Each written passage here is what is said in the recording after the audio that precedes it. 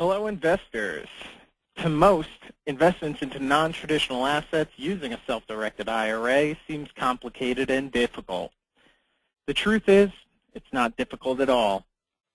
I'm here to discuss the steps to purchasing investments using a self-directed IRA and to show you how simple it actually is. I want to thank you for taking the time out to listen to our educational presentation today. My name is Jared Lopez from Next Generation Trust Services. Next Generation is a third-party administrator for self-directed retirement plans. A third-party administrator is not a custodial bank, financial planning service, or fiduciary. With that being said, we do not endorse any products or service.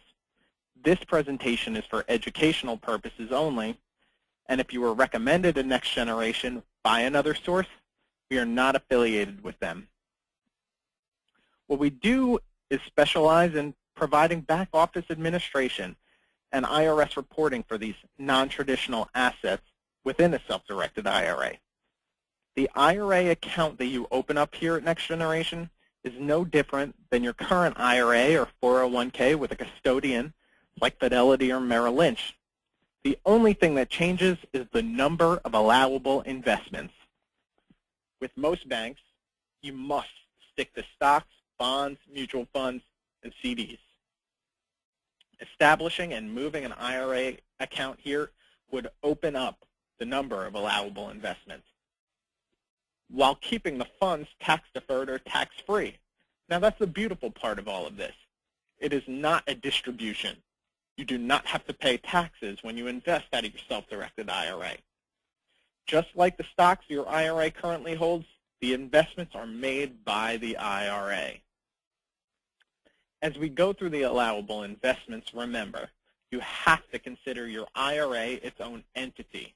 It has its own special name and tax ID number. At no point would you be investing with your own personal name or Social Security number. Always use the IRA name and tax ID given at the time the account is established. Here's a list of possible IRA investments, including many more which are not on the list. We're going to go in depth on the steps to purchasing a few of them here. The first one is real estate. Now, this covers the purchase of a physical property using the IRA. The real estate is titled in the name of the retirement plan. Whether you're just going to hold it, receive rental income, or flip the property, you'll follow these steps. But remember, it's important to establish your self-directed IRA account and transfer funds, at least enough for a good faith deposit, into your Next Generation Trust Services account before locating the investment property. The reason for that? We understand real estate has tight deadlines which need to be met. While Next Generation processing time is only 2 business days, the transfer process from your current custodian could take up to 30 business days. If a self-directed IRA is something you're looking to pursue, it's important that you have the account established and it's ready to move quickly when you find that perfect investment property. So now we'll get into the steps. The first one is to locate the investment property as you normally would outside of your IRA. You say, that is the one I want to purchase. You'll negotiate that purchase contract in the name of the IRA. So it's not Jared Lopez investing. It is Next Generation TS for the benefit of Jared Lopez and his IRA account number, which is the entity that is investing into this piece of property. It's not your Social Security number. It is the number, the tax ID number given to that retirement plan, which needs to be on that purchase contract. You'll fill out Section A of the Next Generation Bi-Direction Letter. The Bi-Direction Letter tells us the investment that you're looking to make and gives us discretion to send out the funds on behalf of your retirement plan. You'll submit the approved contract to Next Generation with the Bi-Direction Letter and other purchase forms, deposit instructions. We'll execute that contract. It's very important. Any time a signature is needed, Next Generation will actually sign that form on behalf of your retirement plan. So you'll give Next Generation the discretion to execute that contract and submit the deposit on behalf of your retirement plan. At that point, you can do your due diligence with a home inspection, title search, anything you need. Invoices will be sent to Next Generation. You will give us discretion to send the funds out of your retirement plan to pay for those invoices. You'll submit the approved closing documents with the escrow instructions to Next Generation. Again, we will sign the forms on behalf of the retirement plan and fund the escrow, and that is it. Your IRA is now the owner of the property. As I mentioned briefly before, income and expenses related to the property must go through the IRA. At no point can you take them personally and submit them into your bank account. At no point can you pay for something and ask to be reimbursed out of your IRA. Income expenses must flow through the IRA, never to you personally. You can see number 3 there, Section A of that bi-direction letter. Section A of the bi-direction letter is very easy. Give a description of the property, contracting price,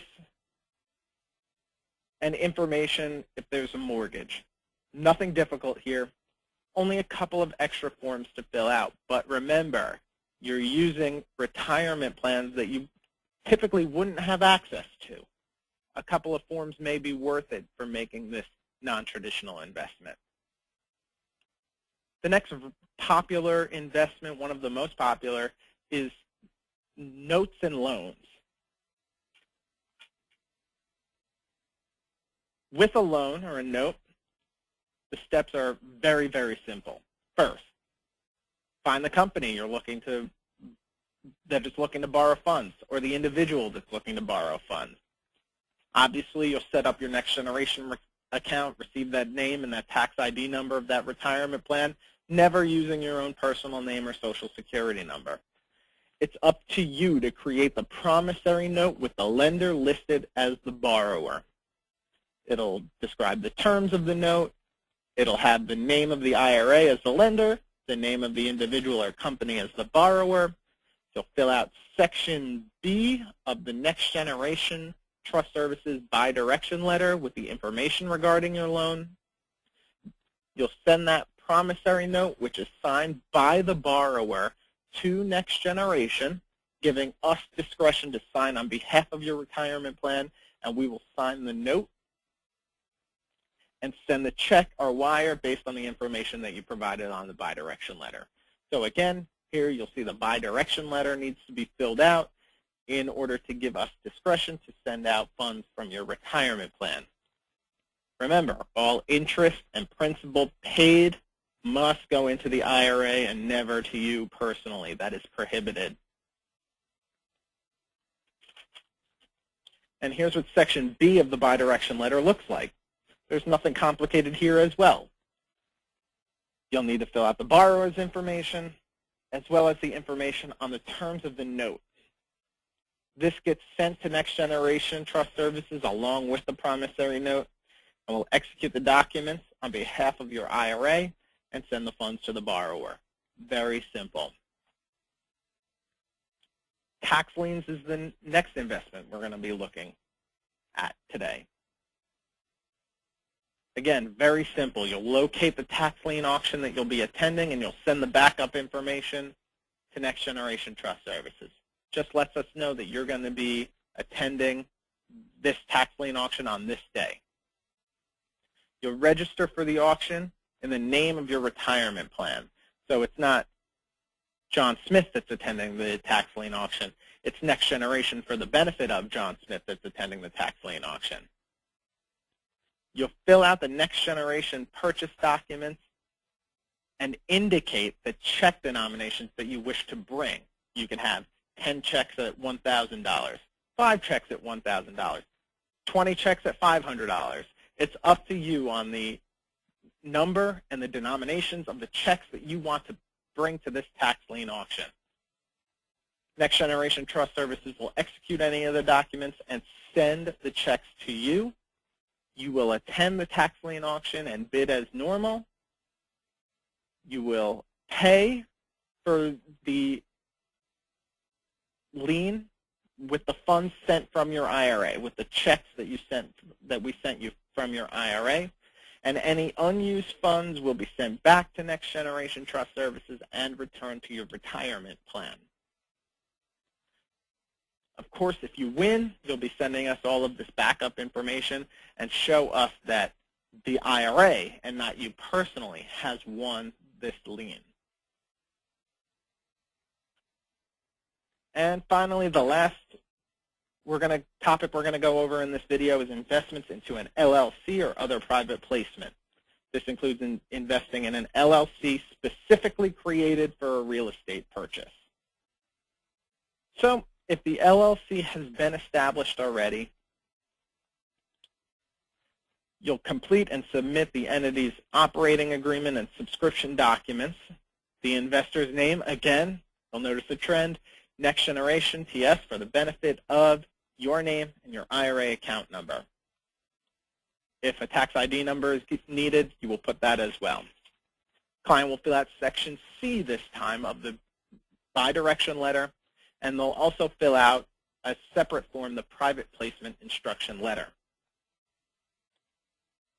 The authorized signatory of the entity must fill out the private placement advisory notice, that's another Next Generation form, and provide a certificate of good standing from that company.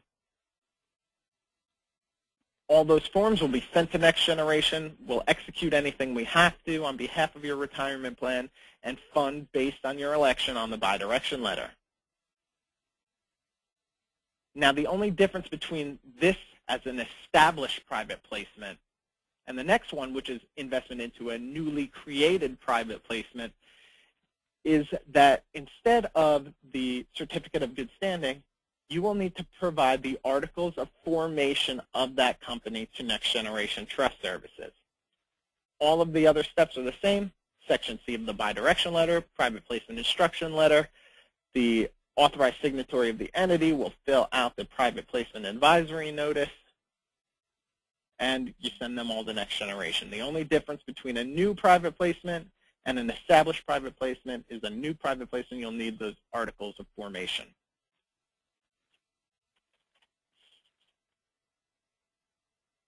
In either case, you're going to be filling out Section C of the bi-direction letter. As you can notice, it's very simple. You'll just fill out the quantity, the dollar value that you're looking to send to that private placement, and then all the way on the right will be the total funding amount. So that will be the initial amount if it's your first investment, or if you're further funding that investment, it will be a different amount. So that's the total funding amount.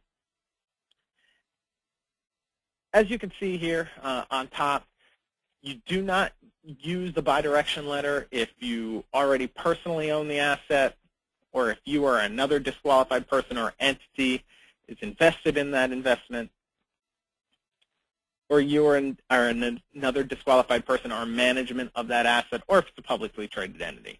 So you do have to be careful of dealings with disqualified person. Now, a disqualified person is you yourself, the IRA holder's spouse, and then up and down the family line, any ascendants, any descendants in their spouses. You cannot invest with these people. So if it is your son's company that you wish to invest in, you cannot do that. If your wife already has shares in that private placement, you cannot invest in that. If you want your father to live in a real estate property that your IRA holds, they cannot do that. You cannot make a loan to your son's wife. You cannot loan to yourself. These are all dealings with disqualified persons that you cannot have within your retirement plan. And if you have any questions, you could certainly give us a call on that. The other thing is a prohibited transaction. Now, we went over all types of real estate here, but I just want to go over things you can't invest in: life insurance, collectibles, things like art, wine, stamps, baseball cards. You cannot invest in those using your retirement plan. And that's it. I mean, the steps are fairly simple. If you have any questions, you can give the office a call at 888-857-8058, or you can email info, that's info, at nextgenerationtrust.com. Again, my name is Jared Lopez. If you have any questions, you can certainly give me a call. And I look forward to hearing from you.